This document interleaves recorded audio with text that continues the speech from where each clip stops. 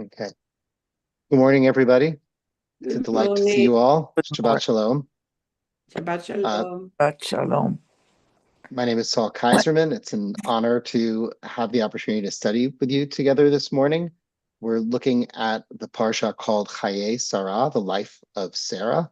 And I am very intrigued in this story by a verse that I had often overlooked in the course of reading the Tanakh in previous years. It kind of came to my attention. Discovery You Weavers. know, a, Discovery Weaving open? can I ask if whoever has like noise going on in the background, if you don't mind, if you could just turn off your, if I can, if you could just mute yourself. Okay, thank you. So we're going to be doing a little bit of detective work in order to try and unpack like the story behind this verse. For those of you who are just joining, I have created a source sheet, which I just put into the chat. I will be telling you the verses we're going to be looking at, but we're going to be jumping around a bunch. So if you would rather follow along on the source sheet, it's in the chat. If the live stream, I don't know how you see the chat, so I apologize. You're just gonna have to, I guess, follow along. If it makes sense, I'll also share screen, but I don't want to depend upon that too much because I'm concerned I won't be able to see all of you while I'm sharing screen, and I want to be able to see all of your faces and make sure that I'm able to pull you into the conversation, answer your questions, and so on. So Your link don't give us access. I beg your pardon? When I click the link, I get access denied. Oh, hang on one second. Let me see what's going on there. Let me fix that. And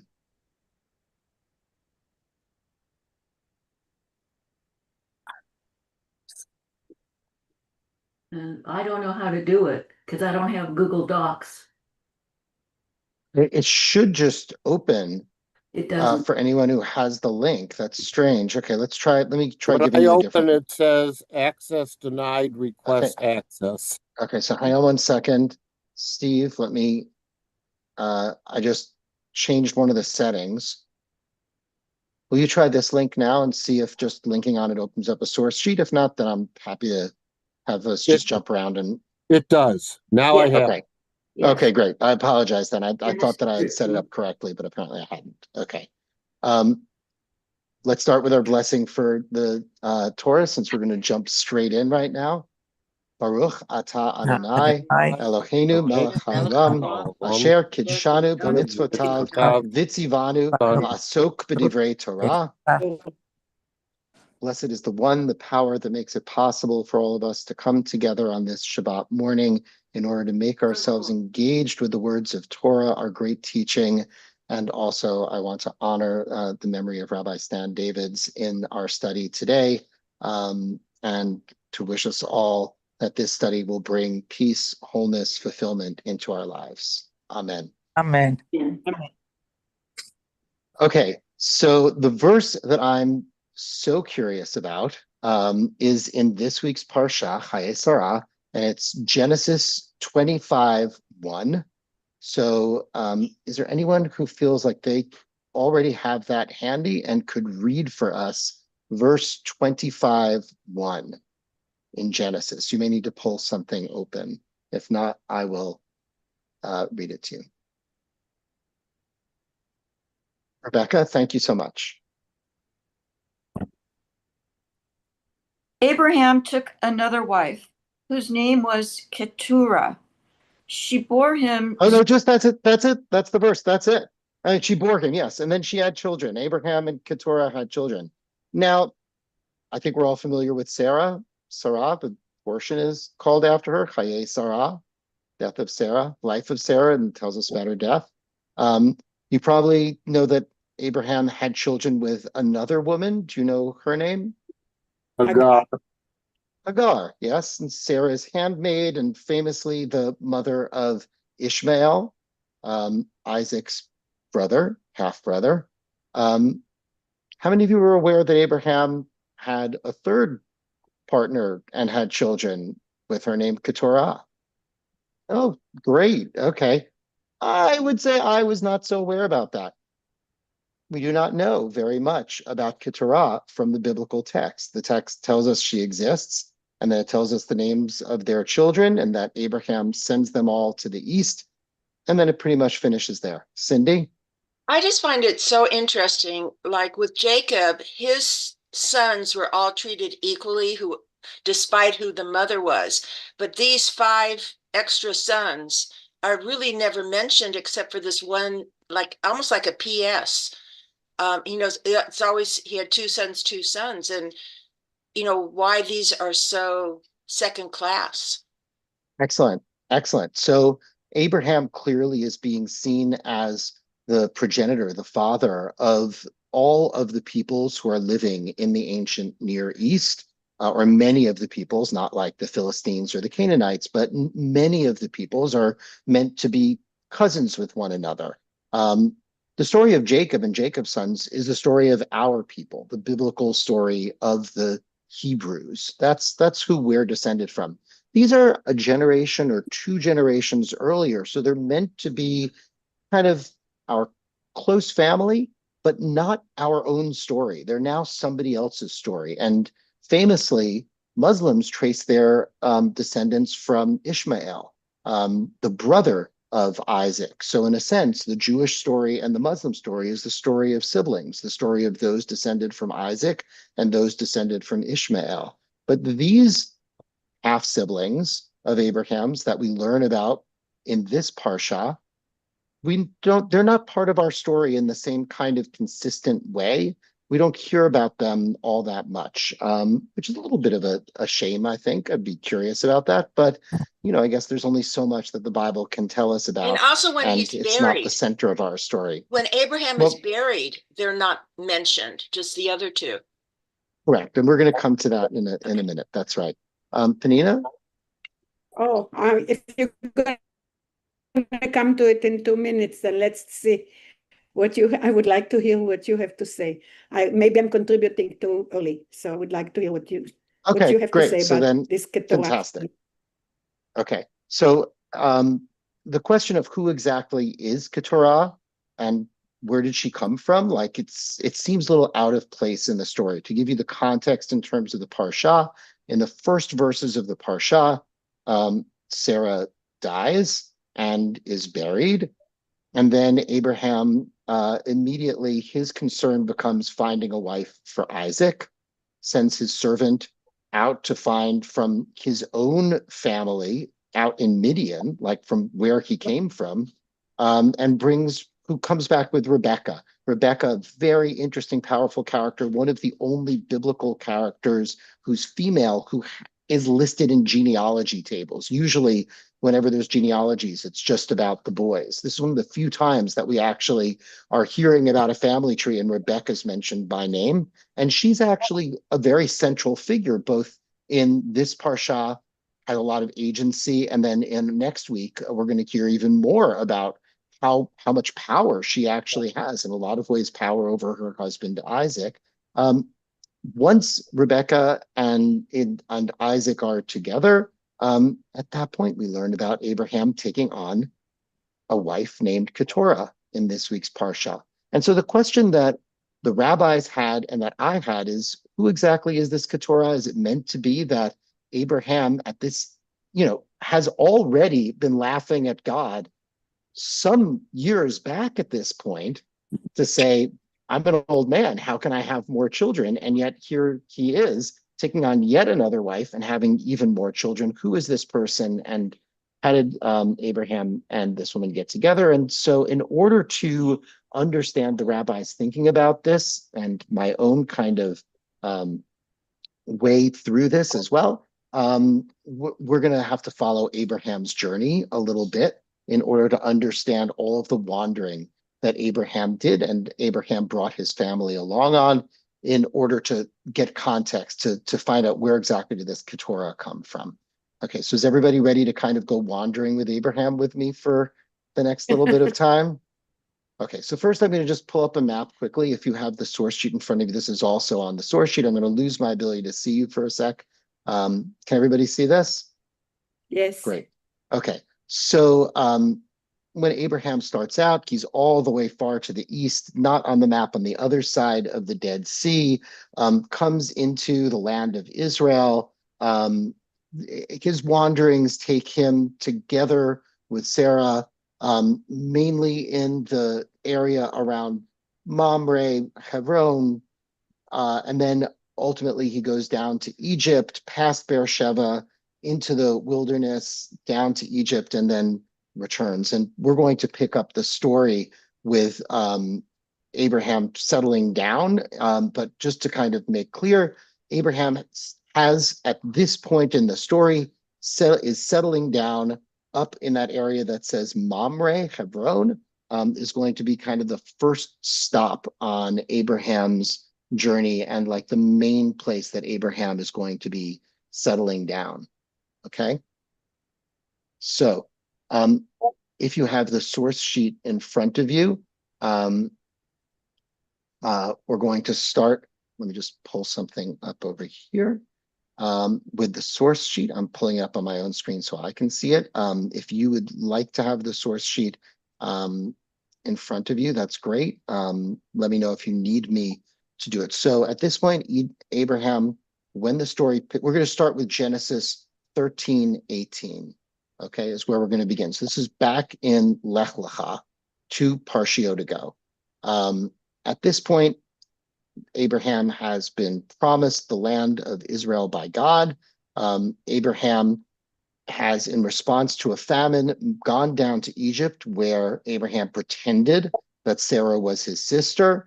And then after returning to Canaan, Abraham and Sarah have been looking for a home, and they settle down, and we find out where it is in Genesis 13:18. Is there someone who would be willing to read that for us? Just that one verse. David, thank you.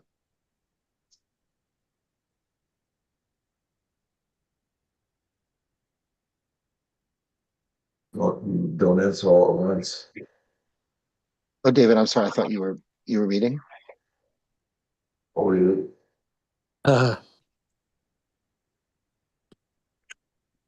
I'm sorry, I can't hear you if you just read that.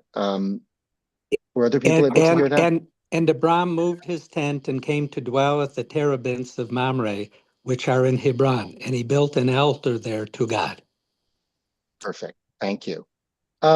Just a few things about that. Terebinth is a kind of tree. We don't know exactly what kind of tree it is, but it's a biblical tree. So clearly there were these giant trees. Maybe it was like almost an oasis. That was a spot that Abraham settles down, and he builds a dwelling place there where he's going to stay for a lengthier period of time. Up until now, it seems that Abraham has been somewhat nomadic. Together with his family, they've been traveling around, much like maybe contemporary Bedouins would do in Israel. Hebron obviously continues to be an important area in Jewish thinking, a city on the West Bank of that is a home to many Muslims, and also a Jewish settlement as well, and was inhabited by Jews prior to 1948. So has continued to be a place that looms large in Jewish imagination as a place of home. So that's where Abraham starts to the settling down process. Okay. While there, we learn that Sarah has an Egyptian servant whose name is Hagar, and Abraham has a child with Hagar who he names Ishmael, the one God will hear. I think actually it's Hagar who names him. Sarah mistreats her, I don't know exactly what that means, but Sarah doesn't treat Hagar well once Ishmael is born, even though it was Sarah's idea for Abraham to have a child with Hagar. Again, someone has something going on in their background. I apologize. If everyone could mute until you're speaking, that would be great if there's any noise in your background. We're going to look now at the encounter that Hagar has with an angel after being sent away from Sarah, after running away, to get a sense of location in Hagar's story.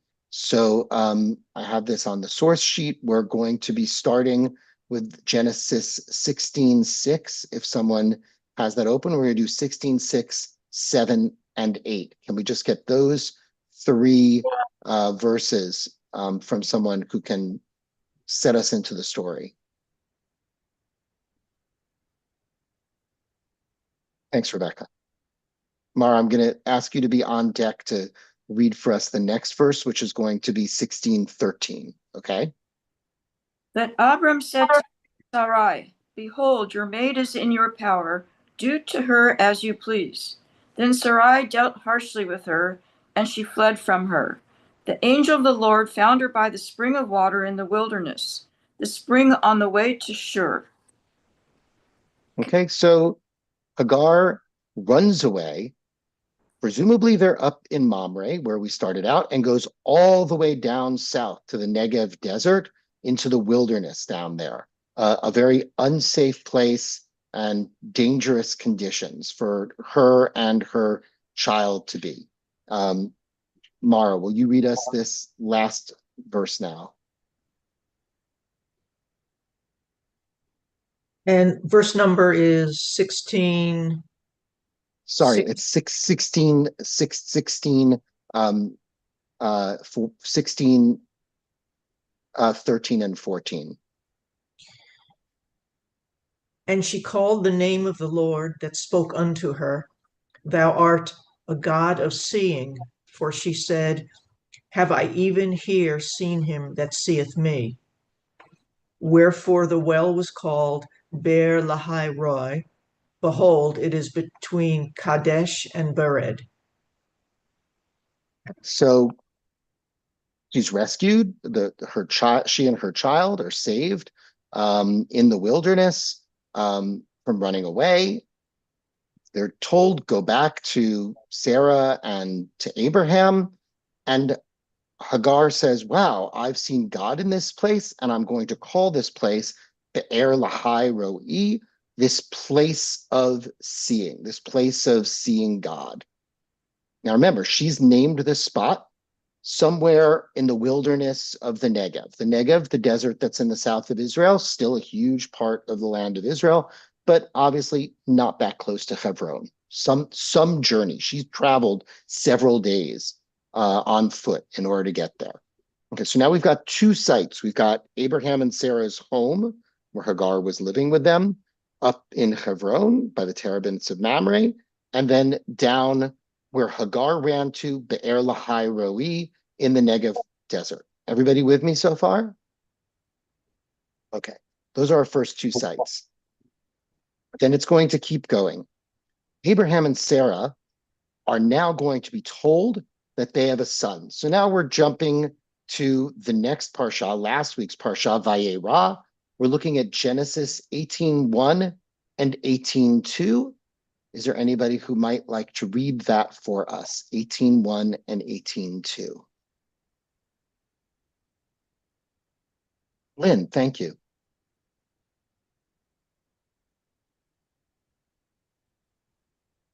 Oh, Lynn, I'm sorry. Yeah, there you go.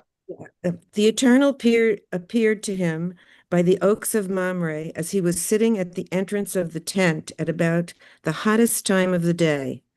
Looking up, he saw, lo, 3 men standing opposite him.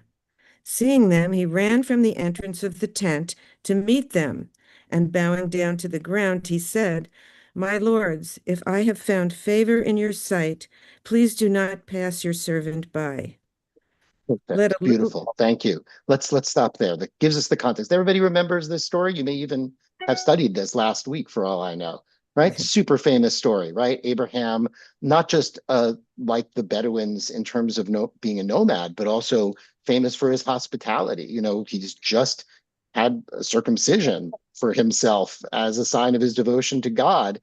And the next thing he does is jump up to welcome in these folks. But what I'm interested in concentrating on is, where did this encounter happen? Where God appears to Abraham in the form of angels and promises Abraham that he's going to have a son? Where, Penina? In the desert.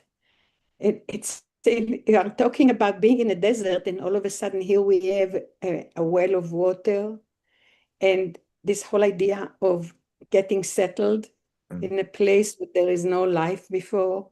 And I think the wives are definitely. Anina, I think you're that's where Hagar was, but I'm asking Right. where Abraham Right. was. Where did this Yes. site of Abraham happen? What do you mean? Hagar saw a well, and Hagar was at Be'er Okay. Lahai-Roi. Okay, Where so did in other words, Abraham encounter the angels? In his It tent. wasn't it's in the also desert. next to. No, it was also next to a well. Oh. The whole idea is that the Okay, so but effect of where does it, according to the words that we Okay. just read, where is that well? Okay, if you're gonna let me finish a sentence, I'm gonna answer you. Okay, the whole idea is that the women, first of all, were the force that made the religion continue, or the belief in the one God continue. They had a big role of in how they say embedding into the children what is the idea of the new God. And we are jumping now from Ketoret to Agar. Ketoret was something that they did in Anina, order to. I so much appreciate like this line And of what is thought, it that you're and I asking for? promise you that we're going to be able to Okay, talk what is about it that that you're in a asking little for? while. The answer What is was the Mamre. question?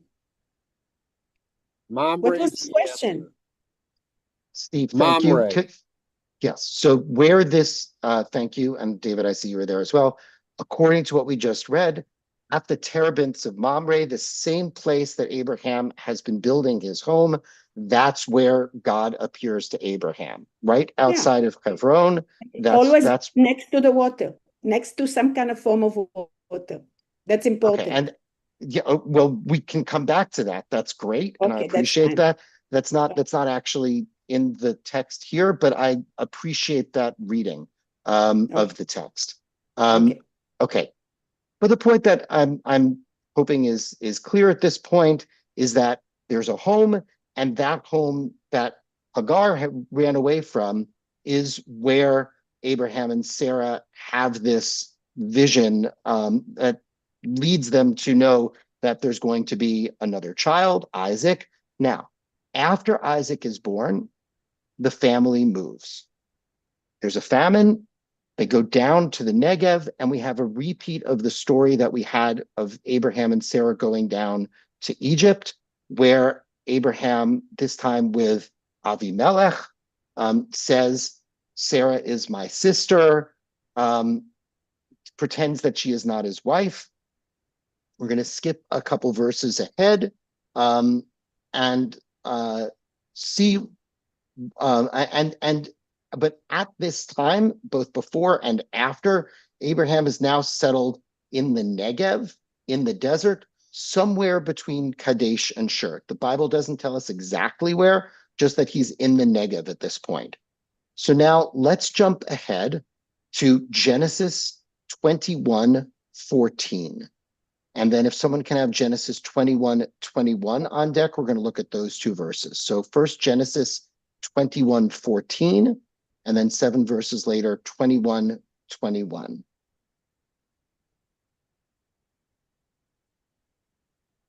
So this is now after Abraham has for a second time pretended Sarah is his sister, not his wife. Okay, David, are you ready with 21:14? Yeah.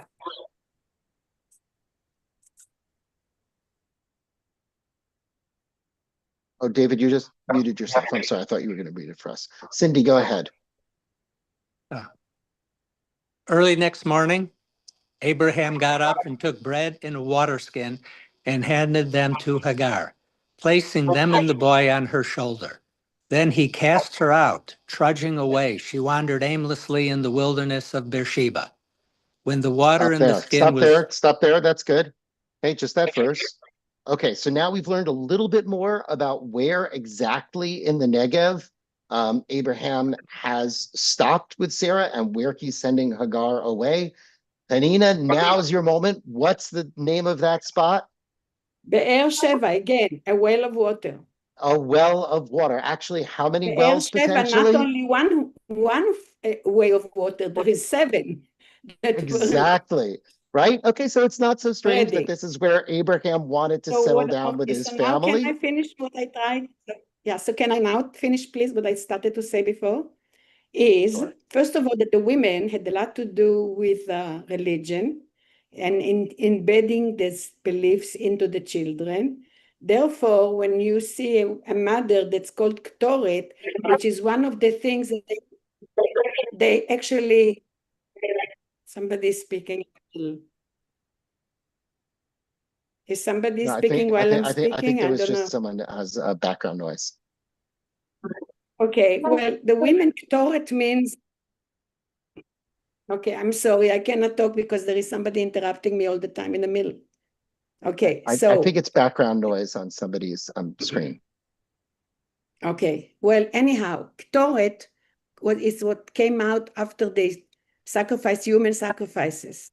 The whole idea of the fragrant of this whole thing that was going on there, the smell, and then they might have put some stuff on it to better it, to make it more perfumey. But the idea is that her name alone showed already that there was human sacrifices in the religion embedded. So that's why they took it off from the subject, because we're not encouraging this kind of a show of belief in God by giving him human sacrifices. So that's why she wasn't getting enough attention at that particular story, and maybe in the whole Torah till the end. So Okay. she was So what kind of you're like, from the beginning, suggesting, because of the name, is that she was not in, people were not encouraged, but whatever it is that was connected to her regarding in the belief in God and how to show that belief. Human sacrifices right away were not a good thing, and that was taken off right away when God tells Aaron's sons to bring to the altar something that will smell nice, something that's not human sacrifices. Okay, so now the other one. Anita, is it okay? God, Can I ask you just to hold this for a little bit longer? Because I yes, thought you were going to say yes. something about the well, but you're telling us more about who you think Yeah, Keturah the well is. is, Panina, can I ask you just to hold this? We're going to yes, get back yes, to Keturah. I want yeah, to advance this one absolutely. theory that the Yes, rabbis yes, are doing. You have yes, a definitely. beautiful, interesting alternate theory. I just want to summarize if I can. You're suggesting that the reason that Keturah is associated with human sacrifice, and that the Bible wants to kind of distance us from the notion that Jews would ever accept human sacrifice, and it's going to actually, the verses that we're about to read are going to support that interpretation. So I love that, but just hold it a little bit, because I feel like you're not letting the whole detective story play out to the end. Okay. You're like jumping in like Hercule Poirot a little bit too soon. We got another 100 pages of Agatha Christie to get to before we can, hear like the plot twist that you're proposing. I think Okay, you so just asked about hold it a little Keturah. bit longer. Okay, so you got Right. what Okay. I So think just about Keturah. okay. That I appreciate it. Okay. Just hold it a little bit longer. Okay. Okay. Okay. Thank you. Okay. We're in Beersheba now. We know that that's where we are, and we know that this is where Abraham is now for the second time sending Hagar away. This is like a kind of a repeat of a cycle. First, Abraham pretends that Sarah isn't actually his wife 2 times, and now is talking about sending away Hagar for a second time. Last time she ran away. This time she's being sent away. This time she doesn't return to Abraham, but we do find out what happens to her son Ishmael 7 verses later. Does anybody have that one on deck, verse 21? I'm just going to read this, okay? In Genesis 21:21, we learn that he, Ishmael, lived in the wilderness of Paran, and his mother got him a wife for him from the land of Egypt. Okay, the wilderness of Paran, we again saw, that's kind of the same region where Beersheba is. It's by the Negev. The wife from the land of Egypt. Okay, so we can maybe start to make an assumption that Hagar was also an Egyptian. That's borne by much of the scholarship, I should say the midrashim from the rabbis. that when Abraham and Sarah went down to Egypt the first time, since Hagar appears in the story after that, Hagar was probably a handmaid that Sarah acquired while she was in Egypt and brought Hagar back from Egypt. And that also then speaks to the Ishmaelites having Egyptian parentage as well as this Midianite parentage, grounding them historically in kind of the dual roles of Egypt and the Canaan, area of Canaan in the east, just as we'll later hear from Moses having an adopted Egyptian family. Let's find out what happens to Abraham and Sarah. In Genesis 21:33, it tells us Abraham planted a tamarisk, another kind of tree, at Beersheba, and invoked there the name of the eternal, the everlasting God. And Abraham resided in the land of the Philistines a long time. So for whatever reasons, Abraham has now shifted the family home from the terebinths of Mamre, the trees outside of Hebron, down to this tamarisk of Beersheba, an oasis in the desert among the Philistines. Bible doesn't give us real clear reason why this is the new home, but Abraham has now settled in a new southern home. Rebecca. Oh, so can you repeat for me where the Midianites come into play here? That's one of the children of Ishmael. Okay, thank you. So, yeah. Okay, so after this, we have the story of the Akedah, the binding of Isaac, where Abraham nearly sacrifices Isaac up on Har Moriah. And for those of you who are looking back at the map, let me pull it up for us all over here. I'm going to share screen for a second again.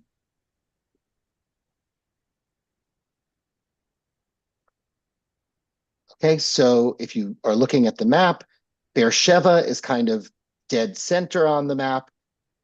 Abraham and Isaac are trekking back up to what is now Jerusalem, to Mount Moriah, a place that is famously a spot, as Penina observed, of human sacrifice. Gehinnom, the valley that's there, was a spot that was noted for human sacrifice, not by Hebrews, but by other nations. And Mount Moriah is the Temple Mount, where in Jerusalem the temple was ultimately built, also a holy spot for Muslims as well, because it's the location of the Kaaba. It's the Dome of the Rock is there, the spot, according to the Muslims, where Abraham nearly sacrificed his son. For Muslims, it's Ishmael, not Isaac. But as you can see in the story, all the way up here by Jerusalem. And now we're going to pick back up with our biblical telling to just do the last bit of journeying here to find out where people ended up. So we're now going to jump to Genesis 22:19. This is our last reading from last week's Torah portion. Wow. This is Genesis 22:19. Wow. Can anyone read? Thank you, Cindy. Abraham then returned to his servants, and they departed together for Beersheba. And Abraham stayed in Beersheba. Sarah's Okay. life. Hang on. We're going to go to them just Okay. 1 second. Abraham's in Beersheba now. He's gone back home to Beersheba, that place with the wells that we were talking about before, in the desert, and that's where he's made his home. Penina, is this about the verse that we're talking about now? It's about the name of the places that you mentioned. Okay, wherever you are talking. I'm a little concerned because it's 12:35 and I'm trying to take us Well, through. can I do it like in 2 minutes? Yeah, the word Plishtim, which comes from the word Plishtim. Why isn't it on the map? Because the Philistine used to come and go. They were seamen. It wasn't their home. They came from the Greek islands and went back to the Greek islands. And the name Palestine comes, that today they call it Palestina, is named after the Philistine, who never really were citizens of the country, or not in the beginning or the end or in the middle, maybe in the middle a little bit. They came and they went. And they were settled in 6 cities along the shore because they were seamen. So today, when you're talking about the word Palestina, there was no such a thing because they were never citizens of the country. And now all of a sudden we got Palestine and Palestina, and we're talking about two-state solution, about a piece of land that was never even a part of this whole equation on the map to begin with in the beginning. They belong to Egypt. So I just want to make sure, because you mentioned the word Palestine, and Philistine comes from the word Philistine, people that never were citizens. They were coming and going as seamen. That's all. That's it. About the names. We're talking about names now. That's it. Okay, thank you. I don't recall mentioning the Done. name Okay. Palestine. If I did, that'll be an anachronism. That was a name that came much later, There was thousands never, of there was years never after such a this thing. is meant to Right. be.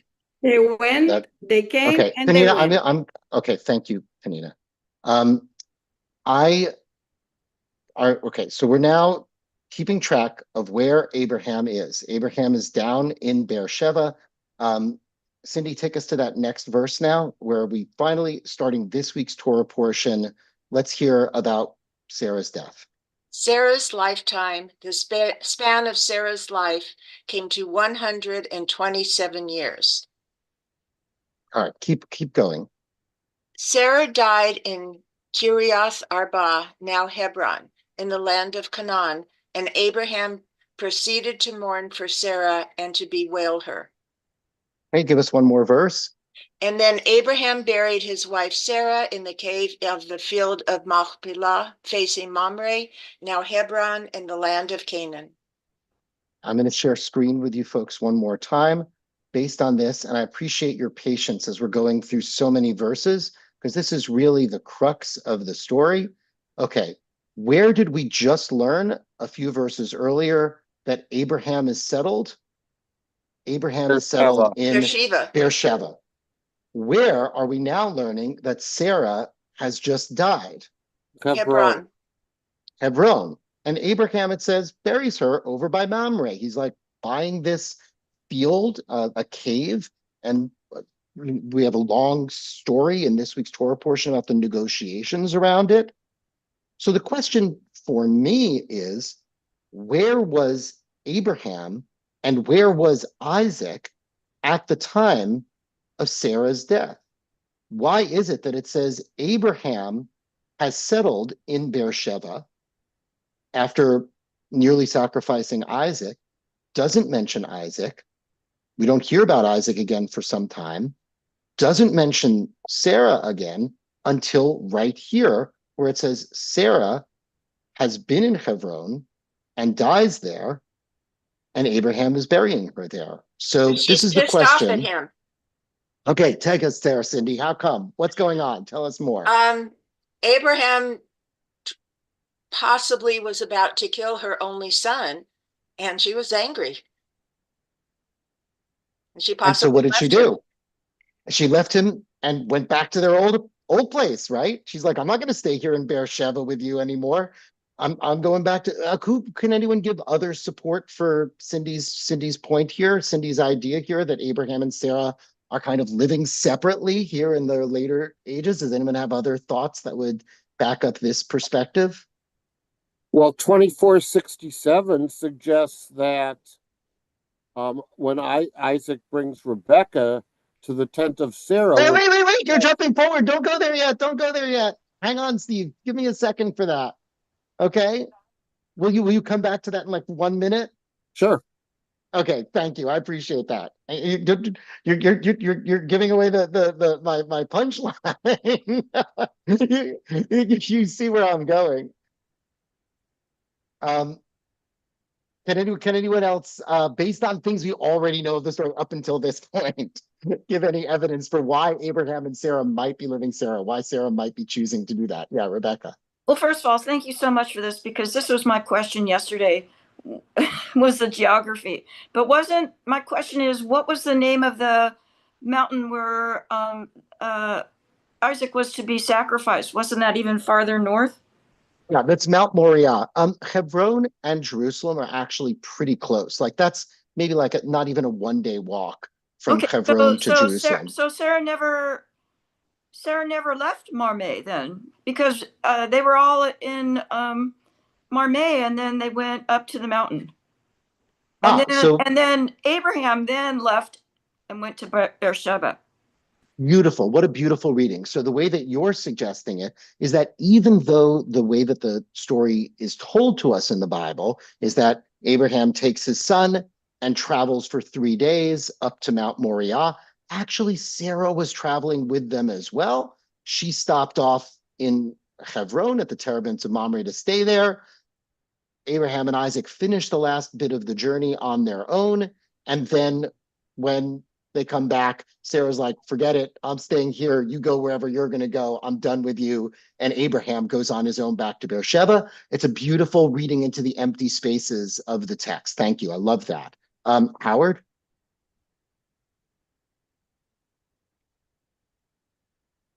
Howard, take a second to unmute. I'm thinking that one problem here is when we say the story, the way the Bible tells the story to us, it's actually a jumble. It's several different ways that it's foretold, and then they were all torn in little pieces and put into a hat and shaken up and then taken out.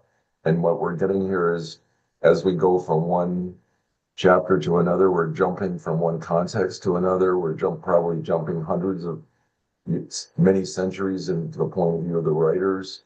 So we're clearly jumping from the point of view of the people from the north who lived in Jerusalem and were writing as priests and the Jerusalem priests, and they disagreed on everything. So I can't find a story here. It's just a jumble to me. Okay, Howard, that's Yeah. great. That's great. I'm going to back you up. Is that okay? I'm going to give support for what you're saying. Actually, there are ways of tearing apart the narrative, like we did when we were looking at the story of Noah, and we saw that there were that according to contemporary scholarship, there are multiple authors. We have the same thing here. The northern source that you're talking about, the J source, the E source, talks about Hebron and Mamre, and that's the place that they're interested in. The E source, getting myself confused, the J source that refers to God as Yud He Vav He as opposed to Elohim, emphasizes Beersheba, has much more of the story of Ishmael and Hagar. So that could be two different authors, one who's interested in Abraham, and Abraham lives in Hebron, another one who Abraham lives in Beersheba, and then a third author, the priestly author, is only interested in like ritual sites and burial places and things like that, and that's the one who's thinking about, well, we say that our ancestors are buried in this cave of Machpelah out in Mamre, out in Hebron, and so that's where their interests are, and they don't care about the Beersheba and everything. They're interested in the burial site. So Howard, absolutely, you could say that the biblical redactor took these three different sources and tried to weave them into a story together, and we can still see some of the seams, and they just don't make sense. And this is one of the places where the weave doesn't quite work. Sarah should be in Beersheba or Abraham should be in Hebron, but they come from two different authors. So that's a very legitimate reading. Okay, Steve? I was just curious if you knew, as to the Ishmael and Hagar parts of this story, how similar or different this part of the story is in the Quran. You know, I thought about researching that for this week's class, and it was taking me too far afield. So I don't actually have good detail on that. I apologize, but I will tell you that I did do some source readings to see, is this interpretation that we're offering, that Abraham and Sarah kind of split up and lived separately, is that backed up in biblical sources? And the answer is absolutely. In biblical commentators, it very much is. There are some commentators like Rashi, in fact, and Isaac Caro, who's the father of the author of the Shulchan Aruch, who suggests no, what happened was when Sarah was getting sick and feeling like she was going to die, that's when she and Abraham together traveled to Hebron. The Bible just doesn't tell us that. But for the version that we're reading, there actually are also midrashes on the book of Genesis Rabbah, Genesis and Genesis Rabbah, that suggests that absolutely this is exactly what happened. Was Sarah left Abraham, and in fact that the cause of her death, according to Pirkei de Rebbe Eliezer, was learning of Abraham's decision to sacrifice Isaac, and that hearing about this was in fact what caused her to die, the grief from hearing this. Brad? Well, from a narratological point of view, can't you argue that the Torah never loses sight of its main character here? We know exactly where Abraham is at every step, correct? Yes. We may not know Yes. where Sarah is. We may not know where Hagar is from. That's all. That's not. That's the Torah is trying to focus on its main character, and the rest of it is all peripheral. Okay, absolutely fair. That could also have inspired the redactor when they're putting the story together. Redactor maybe saw these don't quite line up, but in truth, it doesn't really matter, because what we're interested in is where is Abraham, where is Sarah, sort of doesn't matter. That's reasonable as well. Panina, can you give us a brief comment here? Hang on, I think you need to unmute. All right. Can you hear me now? Okay. I think the stories of the women, it's very important, because I think to embed the religion into the children, or at least the customs and the ceremonies that are involved with it, was totally up to the women. Till today, the women is the one who light the candles before the Sabbath come. The women are the one who cleans the house for it. The women who tell the children that they have to put the kippah on. It's always the women. And I think it's very important to know that Sarah did not die. She went to Hebron. She was a princess, and she had her own tent in Hebron. And she moved in there, and Isaac followed, because later on when he got married, he brought Rebecca into his mother's tent, into Sarah's tent. So she continued living till she died of good old age. She was mad at him and she moved out, but that's not when she died, because we have another story later on that involves Sarah. So, and in the Torah, there is a sentence that's very important to remember. We say, En mukdam umeuchar b'Torah. There is no such a thing as early and late in the story. The stories appear not in necessarily exact dates of the events that happen. The stories appear when the topic is important. What is the message in the story? It's not necessarily according to a chronological order. It never is in a chronological order in the Bible. En mukdam, there is no early, or meuchar, or late, but Torah, in the Torah. So get what you want from the story, take it out from the time, and see what is the real message here. What is that happening? No matter what the environment, or maybe the background, the place will be significant, but not, or the situation of the place. Okay, like Panina, we only have like 10 minutes left. So things like that. Okay.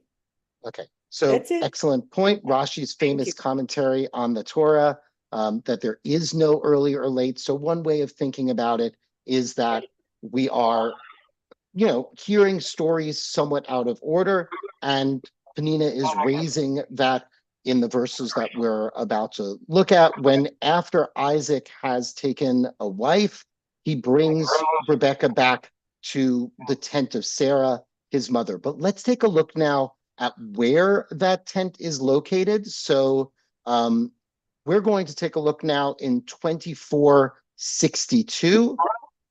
I'm going to read to you 2467, which is what Panina was just telling us about.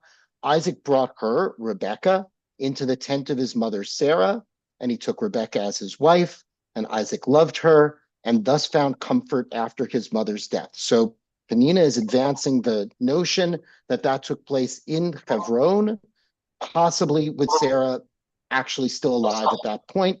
Not the simple narrative chronological reading of the text, but certainly a possibility. Can I ask for someone to read for us Genesis 24:62? Genesis, Steve, can you read that for us? 24:62. Hold on, you're muted. Abraham actually found Rebekah, though, so it's not clear. So presumably, even though it doesn't say, Isaac probably did bring Rebekah to Abraham before he went up to see his mother. It doesn't tell us that in the text, you're right. Abraham, remember, sent his servant to get Isaac a bride. So we don't actually know from the text, but it's reasonable to make the same assumption that you're making. In some ways, the text chronologically would support that in a way that it doesn't support Penina's argument, but either way, it could be that. But the one thing that the Bible does definitively tell us is where this happened, the location where it happened, and that's in verse 24:62. Can I ask for someone to read that to us? Is it okay if I just read it in the interest of time? I'm just Sure. going to jump us forward. Okay. So 24:62, Isaac had just come back from the vicinity of Be'er Lahai Roi, for he was settled in the region of the Negev. Later on in Genesis 25:11, after Abraham has died and Isaac and Ishmael have reunited and buried him in the cave of Mamre, the Machpelah, together with Sarah, back up in the north, Genesis 25:11. After the death of Abraham, God blessed his son Isaac, and Isaac settled near Be'er Lahai Roi.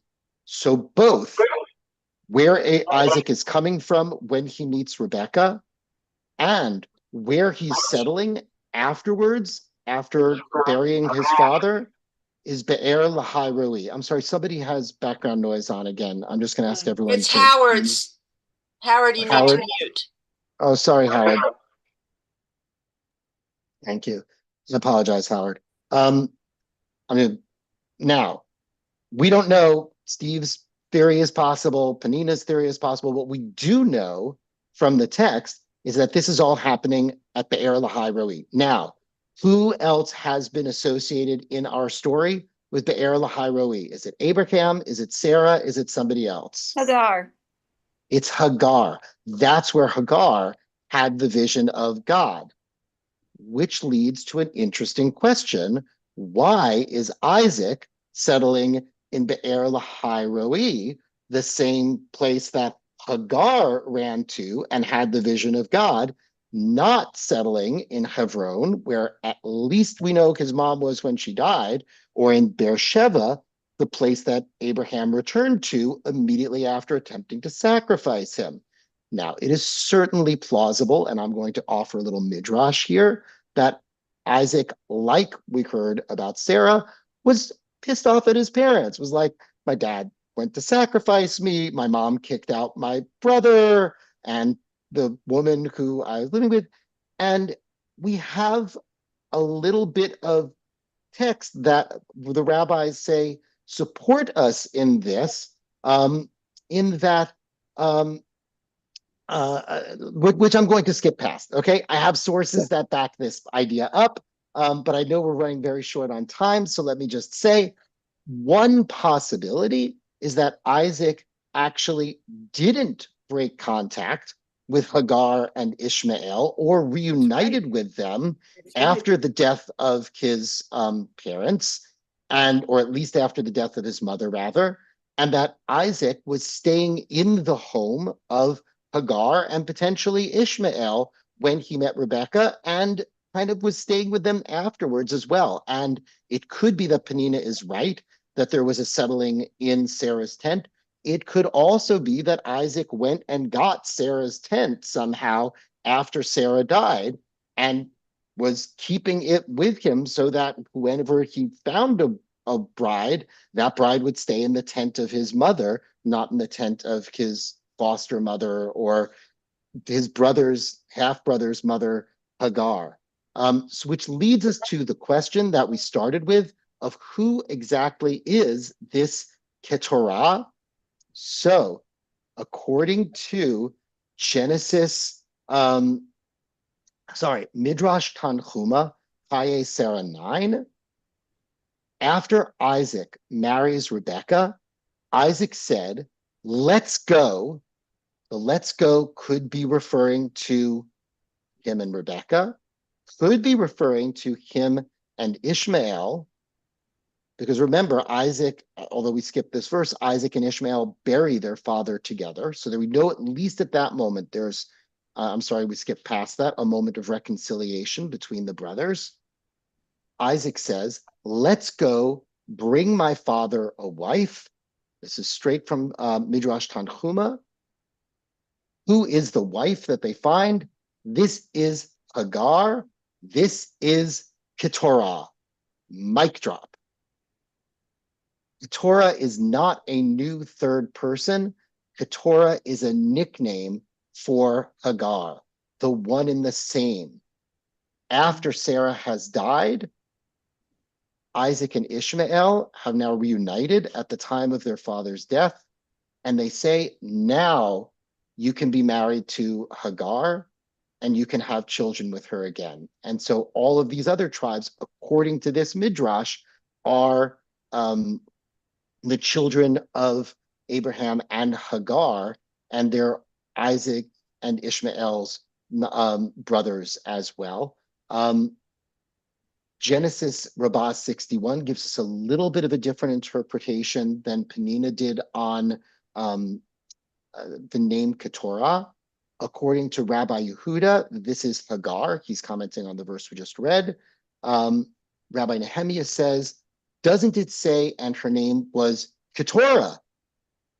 So he's saying, wait, how can you, it says Keturah, how can you call her Hagar? And Rabbi Yehuda answers, she was perfumed with commandments and good deeds. And the word for perfumed, keter, is the same root. So Penina is offering, I'm just summarizing for you because we're running short on time.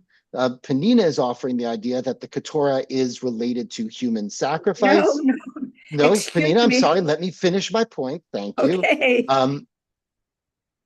Rabbi Nehemiah, in raising that same question to Yehuda, says she's perfumed with commandments and good deeds. Either Hagar had always been this person who was a righteous person, or after leaving, Sarah had found some righteousness and good deeds. There is also other midrashim that push us in that direction as well, that Isaac and Ishmael's reunion was also a reunion of the generation one level up of Abraham and Hagar. Okay, Brad, give us a comment here. Yeah, I have a question. I mean, I come back to it. If Abraham is the main character in the story, how does all of this enhance our understanding of Abraham? Wonderful. Thank you for bringing us. That's a perfect place to close. So the question is, what's the relationship that us as the quote unquote Israelites are supposed to be having with our neighbors in this region? How should we be thinking about them? How distant are we from them? How close are we to them? If we look at all of these different nations that are around Israel, the Midianites are a good example, as being our half siblings, that gives us a different sense of family with them, a different sense of connection with them.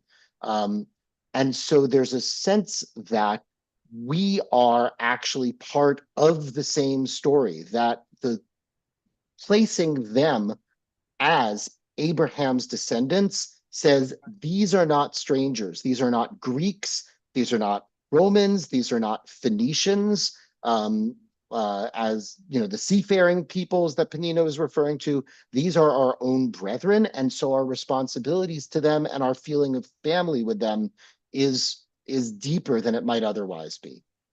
Steve, I know that you had a point that you were going to bring up and I cut you off before. Does it still fit in at this point in our telling? I know I rushed us to this a little bit. No, I think we're beyond it. It's fine. Okay, I apologize. I would have That's- liked to have it's heard a fine. little bit more. Okay, I know that we're at 1 o'clock and that we need to do our Kaddish. So I'm going to let any of you who need to go go before we join together in a prayer of memory. I want to thank you as I'm pulling up this list for letting me go on this wandering path of detective story in this week's Parsha. And I know that it was a little bit windy and maybe took us a little bit longer than would have been easy to get through. But I appreciate your willingness to let us do that. If you have a name that you want to, thank you very much.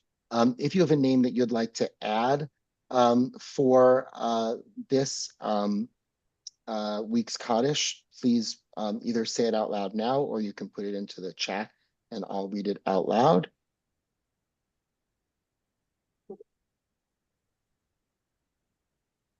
Okay. So in addition to those who are in your hearts that you're remembering, I'm going to name these who have passed away during the past month. Yeah, guys, I'm Albert doing Derry. Kaddish. So if you have anybody who want to do it. Albert Derry, Miranda Naomi Howells, Freddie Markowitz, Daryush Danesh Mogadam, all those who have died in the line of duty. And I'm going to bring in now the names of all who have yard sites that occurred during the past week. Ted Armel, Jacob Bagelman, Rose Bailey, David Barkin, Alon Barron, Philip Bartmaster, Beverly Glazow Berman, Beatrice Blackman, Estelle Bloomfield, Jack Broder, Jean Brussel, Esther Caden, Maurice Cheo, Francine Chernoff, David Cohen, Florence Cohen, Ann Cooper, Judy Corman, Anson Drazen, Judy Eder, Edith Barron Fireman, Gary Finkel, What? Seema Frankel, Bertha Friedman, Roselle Cohen Freemdan, Joshua Gerson, Irving Gerstein, Harry Golden, Nathaniel Goldstein, Minnie Gordon, Charlie Grace, Betty Greenberg, David Greenberg, James Greenwald, Carlotta Gutworth, Edith Ginn, Marvin Ginn, J. Allen Hanover, Renee Dunya Hawley, Eric Hershowitz, Dora Hodes, Francis Lesman, Iraj Kehenasa, Zvi Carney, Najat Katan, Richard Lance Kirshner, Eric Clapper, Morton Kleinberg, Marvin Komorsky, Edward Lash, Charles Leonard Levin, Jane Litwin, Stephen Loeb, Mort Lowy, Estelle Markowitz, Seymour Markowitz, Robert Mendelson, Emmanuel Morchi, Max Nyman, Shirley Pasternak, Dorothy Schwartz Petroy, Tamara Rand, Edward Maurice Regal, Belle Reamer, Rosangela Lucian Rinsky, Lester Riskin, Cliff Roberts, Jack Robbins, Dora Levy Roddy, Ida Kosovsky Rosen, Ruth Rosenberg, Alan Rawson, Janice Ruda, Norman Schwab, Harriet Francis Schwartz, James London Shandling, Jean Shapiro, Kate Schwartzman Shapiro, Barbara Silvers, Isaac Skluth, Bessie Sommer, Paul Spindler, Mayo Stark, Jack Stillerman, Annette Sussman, Julius Tyfield, Morris Weinstein, Valeria Wolf, and Joan Zellickson. If there anyone who would like to now add a name to our list of someone who you're celebrating yard site for, observing a yard site for. Okay, we're going to join together in the mourner's Kaddish. Yitgadal v'yitkadash shemei rabbah, v'almad divrach rutei v'yamlich malchutei, v'chayachon uv'yolachon uv'chayei d'chol beit Yisrael, v'agala uv'izman kariv v'imru amen. Yehei Shmei Rabba Yivarach Leolam Olamei Almaya. Yitbarach v'yishtabach v'yitpa'ar v'yitromam v'yitnaseh. V'yithadar v'yit'aleh v'yithalal Shemei Kudasha Barichu. Le'ela min kol birchata v'shirata, tushbachata v'nechamata, ta'amiram b'alma v'imru amen. Yehei shlama rabba min shemaya, v'chaim aleinu v'al kol Yisrael, v'imru amen. Osei shalom b'mromav, hu ya'aseh shalom aleinu, v'al kol Yisrael, v'al kol yoshvei tevel, v'imru amen. May the source of peace and peace to all of us who are in mourning, everyone who is grieving here in Israel and throughout the world, and let us say together, Amen. I want to thank all of you for being here again today. I apologize, but I do have to close the Zoom and I have to run to another appointment right now. I'll be back again in December and joining with you again once a month over the course of the winter and the spring. Really, it's just such a delight. And I'll try and make it a shorter amount of text next time. I hope you found the detective story as interesting as I do, but I know it was tough to do it in just 1 hour and to give everyone Shabbat the shalom, amount everybody. of space for everyone to Shabbat speak. shalom. I Thank apologize. you. Shalom. Shabbat shalom.